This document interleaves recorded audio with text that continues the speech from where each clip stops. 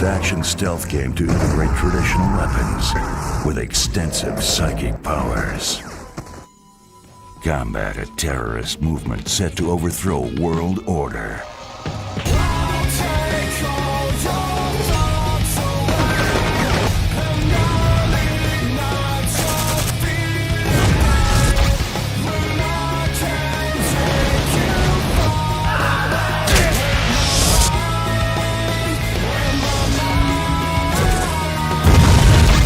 Espionage. Your mind is the ultimate weapon.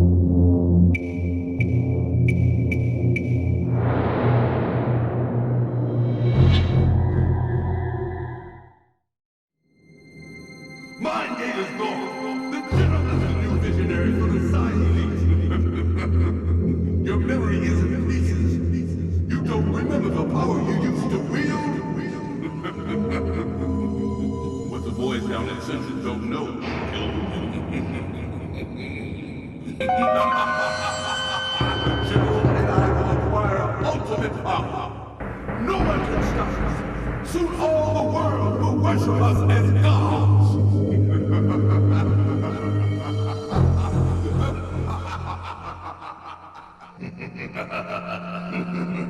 Welcome to the movement, gentlemen. I am the General. You are my recruits. Your life now belongs to me. You will serve, or you will die. I should have killed you when I first saw you. He was always powerful with size, something I never had. The monolith is the key. But true power is not meant to be shared. Now I alone will have the ultimate power of a god!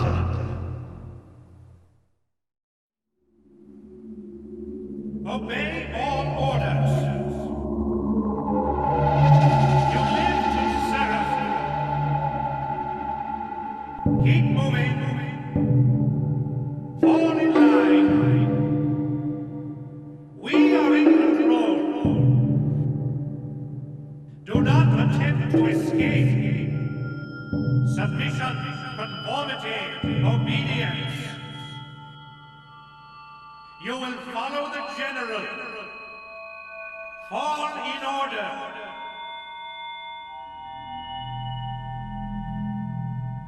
Your life belongs to us. This is the movement. The movement is your world. The movement is your life. Defiance will not be tolerated.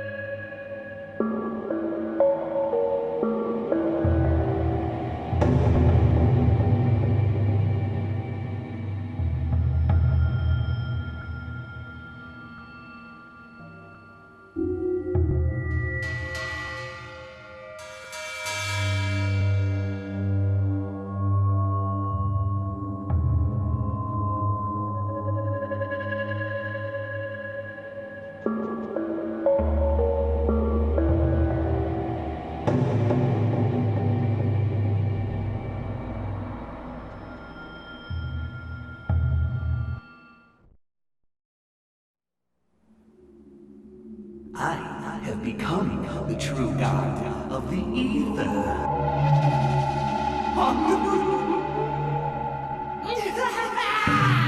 Do you want to see Sarah? Do you want to see Sarah?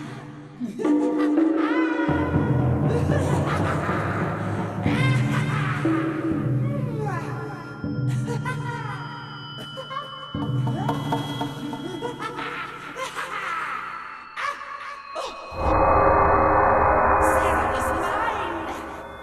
Possess you! It's been too long since we saw each other in the flesh. pierce the soul, and I control the mind. I deserve the power of a god.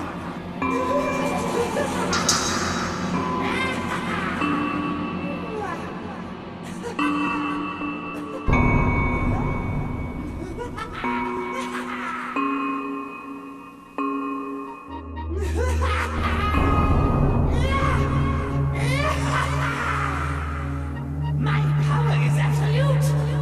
My power is absolute.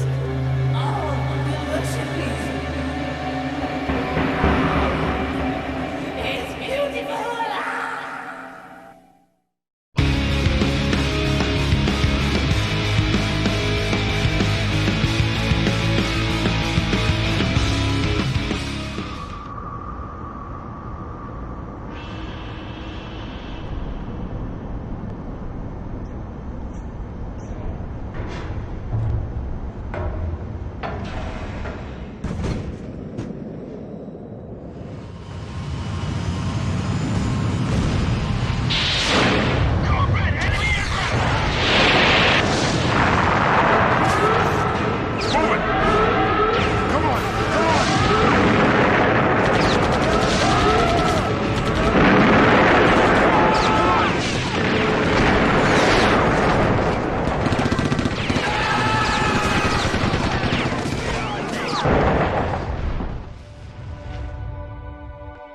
Now.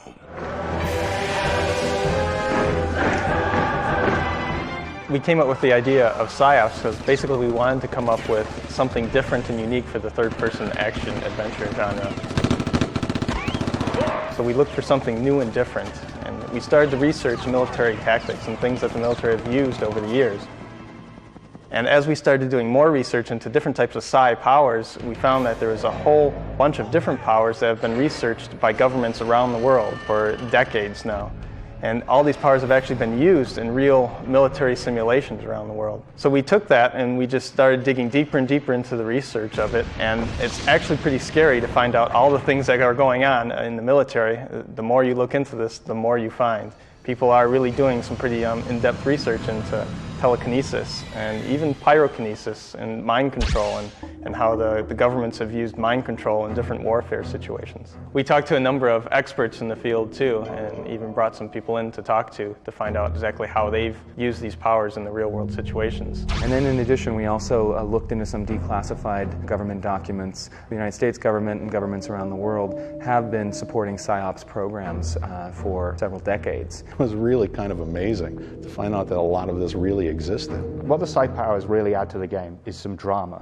The psi power experience in this game is different than any other game, and you can execute them in a level that you haven't been able to execute these types of powers before. Telekinesis is the ability to lift objects or enemies and toss them around. With pyrokinesis, you can launch a wall of flames at your enemies or at other objects. Get out of my mind! Mind control, being able to take over somebody else's body and control them to do almost anything that character can do, and then through mind control you can use weapons that you don't have access to yourself. That's a huge gameplay strategy right there. Mind Drain is an essential psi power. It allows you to rejuvenate your psi energy and also allows you to blow up enemies' heads. Aura view, to see into the different realm and see things that you wouldn't normally be able to see, and then use those as clues, tips, a method to get by certain areas that you wouldn't normally be able to get by without that particular power. Remote viewing is the ability to go out of body and look into areas you haven't been in, or fly through a door and look into a room where there's an ambush waiting for you, and then you can plan how to get through that ambush. The psi powers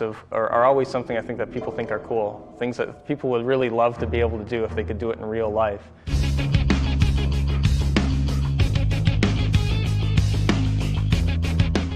Portraying the psi powers in Psi-Ops was a particular challenge for the team. We went through a lot of iterations of different, special effects like the particle effects, the glows on objects. That in combination with the animations on the character as he throws something, as he lifts something up, as he goes into his remote view. All those different things combined is really what helps sell the different psi powers. We wanted them to be impressive, to jump off the screen. And then we kind of took them and we kind of Hollywoodized them. A lot of different movies were our influences for psi powers in the game.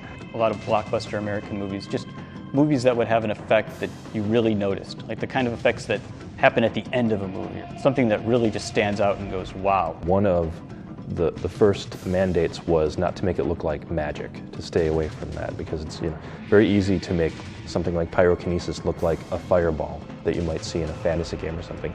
And we wanted to do something that was a little more hard-edged, a little more supernatural. We actually set up environments that were built to what we thought the spec would be in the final game. We had characters that were about the right number of polygons so that we could actually move them around, show what they would look like interacting with particles, just to see what it would look like with the lighting techniques and the screen warping techniques. The 3D software that we use is extremely powerful and allows you to really get under the hood. The things that you see in the movie are implemented in a pre-rendered way very similar to the way they ended up being done in the engine. And I'm very pleased how close they still are in the final product to what we had originally.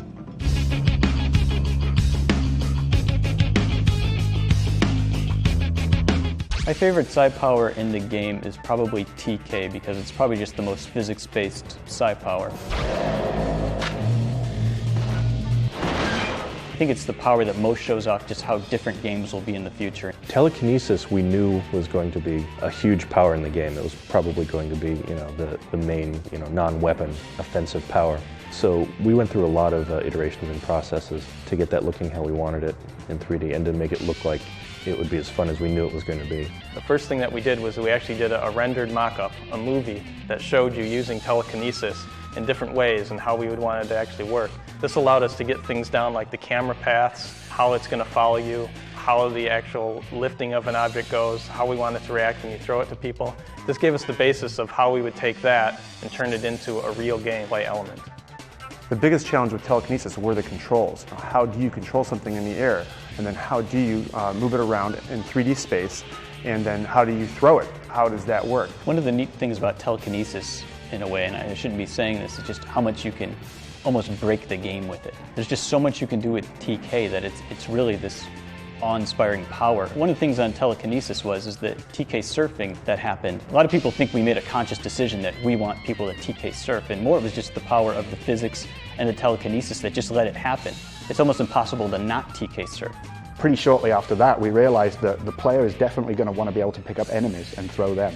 So what we did is we took Havoc's ragdoll system and we made it applicable to our characters. I went into the lead programmer's office and I found him throwing a ragdoll repeatedly against the wall and giggling to himself. Then we knew we had a good game.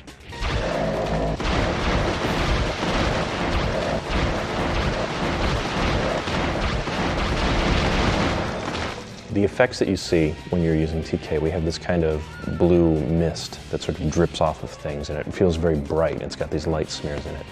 And I think eventually we came up with something that doesn't feel at all magical, but it feels very strong, very powerful, and you feel very connected to it.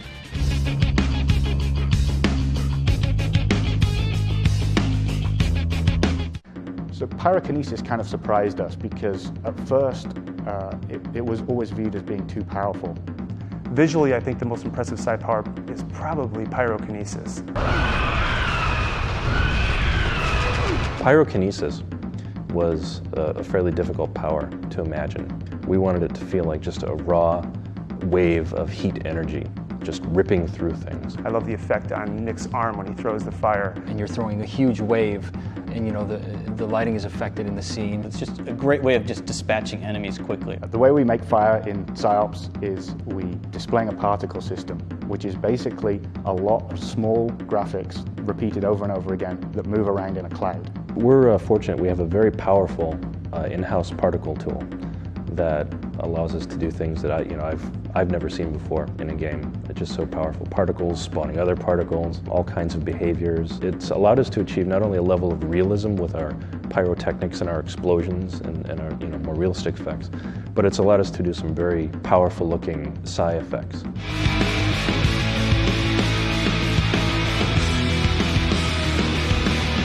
I don't just believe that other governments have Psi-Ops programs like the United States. I know it. We've done a lot of research into it. After reading all the materials and all the website stuff that I've found, it's quite clear that there is something going on. A lot of the research behind Psi-Ops is all based on fact. I don't know if we're ever going to see somebody really light somebody on fire, lift them up, and shoot them. But I do think the Psi tactics are going to be a bigger thing in real military operations. Yes, I'm sure that there are governments that have spent quite a bit of effort and money on developing Psi programs. I mean, everything you read is like, it's there, but we can't admit that it's there. So you have to kind of believe that they exist a little bit out in the real world. We've heard enough about the US government having done it that anybody that hopes to be another world power would probably have to try doing it as well. Hard concentration sometimes feels like you might be able to do physical things just by thinking hard enough about them. Where's it at in terms of real life? I guess time will tell. You want the truth or you want a good story?